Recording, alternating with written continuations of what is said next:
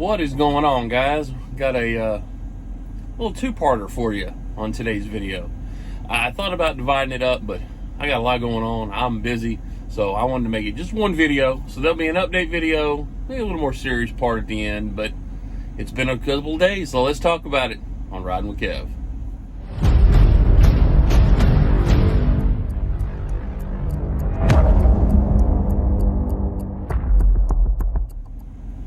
What is going on?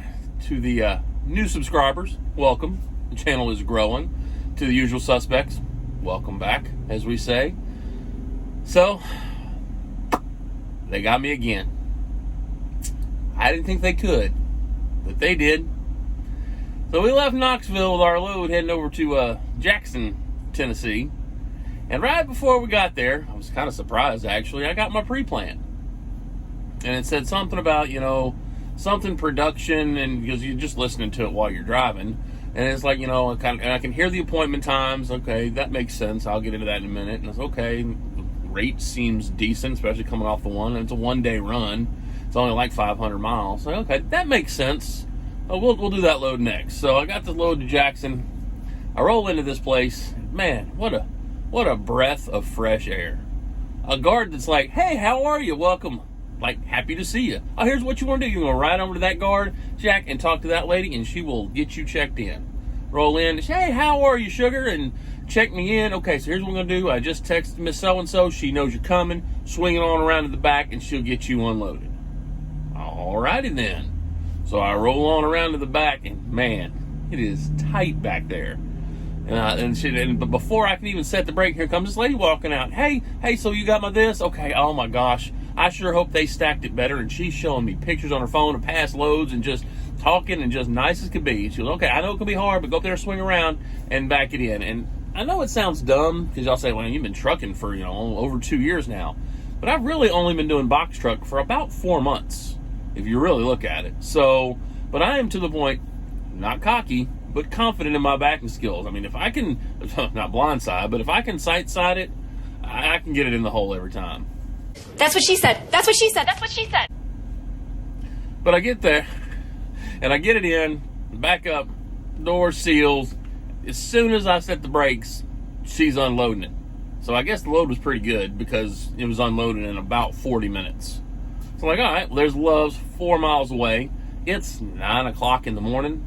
I'll roll over there, get parked up, and get me a shower. So I get there and said, hey, you good with the pre-plan? And the pre-plan says something production, going 500 miles up to Ohio. The appointment time is 23:50 to 03:45, which means I'll be running nights. And so I was like, okay, I'll get there about 1 o'clock. I'll get my sleep, get there about 1 o'clock. I actually get a little more than a 10-hour break. I'll roll the 11 hours, 10 and a half up there. I didn't know there was a time change. Forgot about that part.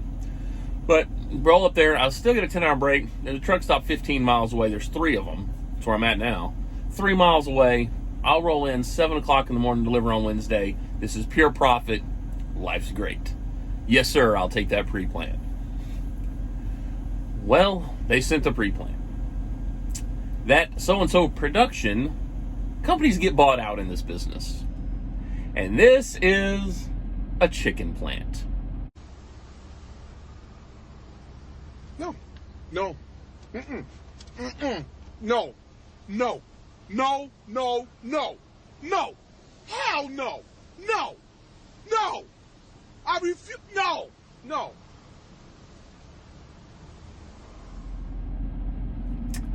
Oh, God. We know the history with chicken plants, right? Okay.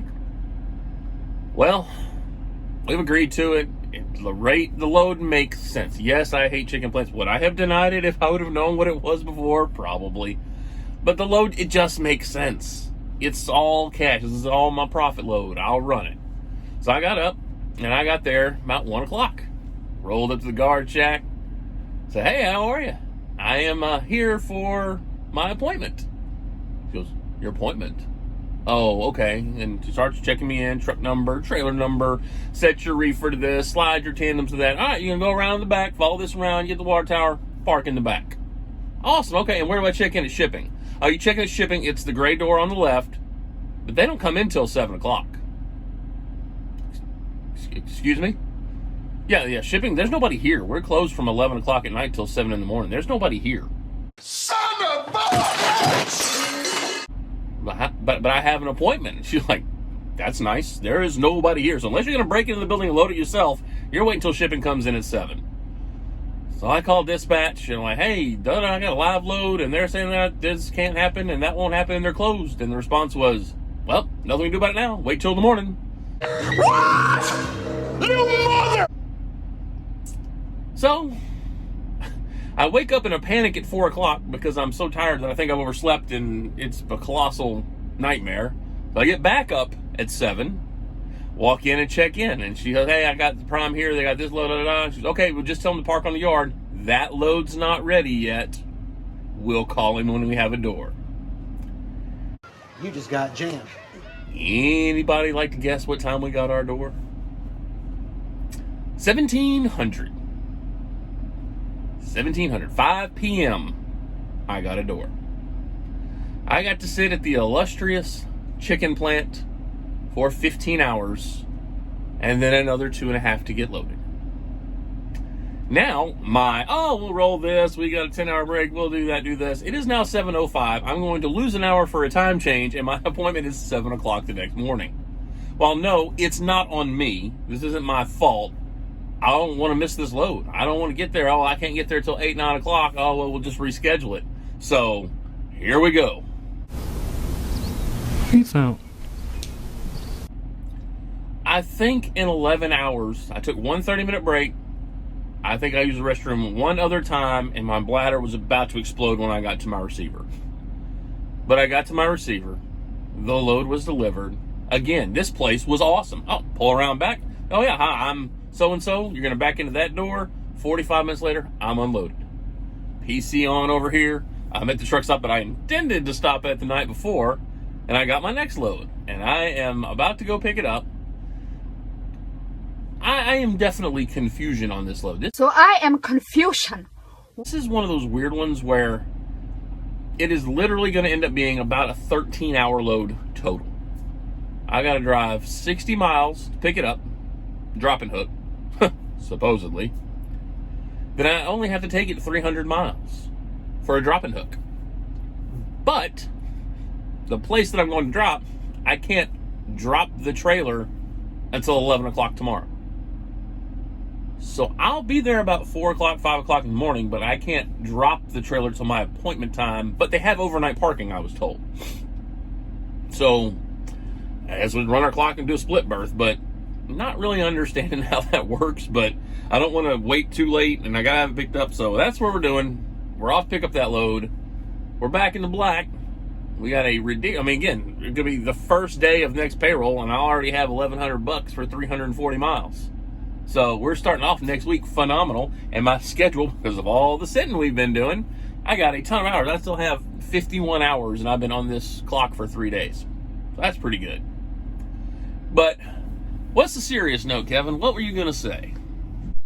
Don't ever, for any reason, do anything to anyone, for any reason, ever, no matter what. Now, I hope this makes sense, and if you turn off the video now, I won't blame you. But I left Knoxville Monday morning early, because I had to be there just for my appointment after my 34. And I'm on I-40, and I'm headed west between Knoxville and Nashville. And there's a section of it where 40 west is up high and 40 east is down low, going the opposite direction. But you can't see their headlights. It's a split highway. If you've driven it, you know it. And I've told 2 or 3 people the story, and it's Rock something or other. I can't remember the city, but as far as you can see, it's just lights. And instantly, because I don't think about this stuff some of the times, but instantly, I'm 19 years old, corporal in the Marine Corps, driving that exact same stretch of road because it was Friday evening. I'd gotten off from work. I had a 72-hour, 3-day weekend for something. I think that was Martin Luther King. But I'm in a 97 forest green base model regular cab F-150, and I'm going to see about a girl 24 years ago. Now, I would end up marrying that woman, and she's been my best friend and through everything. But that was 24 years ago. And to me, it was yesterday. I have lived a life. I have been through some stuff. 24 years is a long, long time ago. But 24 years from now, I'll be 67.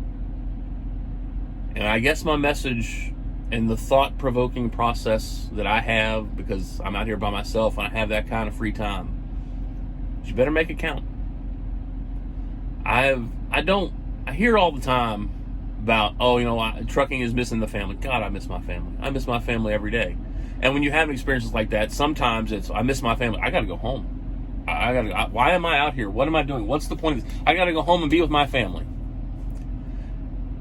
But if you make your home time count, you can do both. But man, is it hard. But my home time now, when I'm out for 3 weeks and home for 5 days, I've been home 5 days, 12 days. I tend to go about 3 weeks, stay home 5 days. My home time is so much better. You know why it's so much better? Because I make it count. I go, hey, I only got this amount of time. But why don't we do that with everything else? Why do we take life as I'll get to it when I get to it? Yeah, I'll get around to it. Why do we not look at life the same way we look at our home time? I only have a set amount of time. I gotta make it count. I gotta stop playing video games all the dadgum time when I'm at home. Or, I used to play video games all the time. Think about how much home time I wasted. I look at Travis Kinley, and that's why I keep referring to him and videos and all that, but he's still driving for Landstar. He's still going to be out, but he's reduced his costs so that he can afford to be home more. That's the point of buying Seminole Wind. I'm not going to quit. I'm not, hey, I own a truck. It's so that, hey, I can go bust my butt at Landstar for 2 weeks, make 10 grand, go home for 2 weeks. It's very hard to do that at Prime when you have the constant payments. But I'm making my time at Prime count when I'm not sitting in a chicken plant for 17 hours. There's going to be ups and downs, but stop taking time for granted. Stop taking I'll get to that tomorrow. I'll start this career, whatever it is. I don't advocate, and I talked to several people that are coming into trucking that have asked me I will help you out with trucking. I don't recommend this lifestyle. But for some people like me, this works. I can't imagine doing anything else. I have a plan to make it count to get further. But that doesn't mean that I'm just going to give up, stop, come out here and just run freight. I can't just run freight. I got to make it count. I got to make my time out here count. So that when I go home, I can make that time count. So that I'm financially capable to make things count. We're going to Disney World this summer. My family. Because I'm tired of, we've been going to go to Disney World for 10 years, but we'll do it next year. Oh, well, we had this happen. No, there is no more next year for us. My daughter's going elk hunting. My wife and I are going to Europe for our 25th anniversary because we have said we were going to do it since our 20th anniversary and probably our 15th anniversary. But we've stopped taking things for granted. We've started making it count. So you can be a trucker and still have a good home life if you make it count. You can be a good accountant and be a good friend if you make it count. But you got to make it count. God gave you 24 hours in a day. What are you doing with it? Are you making it count? Or are you, I got time. I'm only 30. Well, let me tell you what, if you're 30, you're going to have one of those moments like I had, and you're going to be 50 or 43. You got to make it count. Whatever you're doing, just make it count. So we're going to go pick up this load to go park at a customer that I can't drop a trailer for 6 hours after I get there. I don't know. I just run the freight, y'all. But it counts. It's a good paying load. Starting the week off good. God bless. Let's get rolling.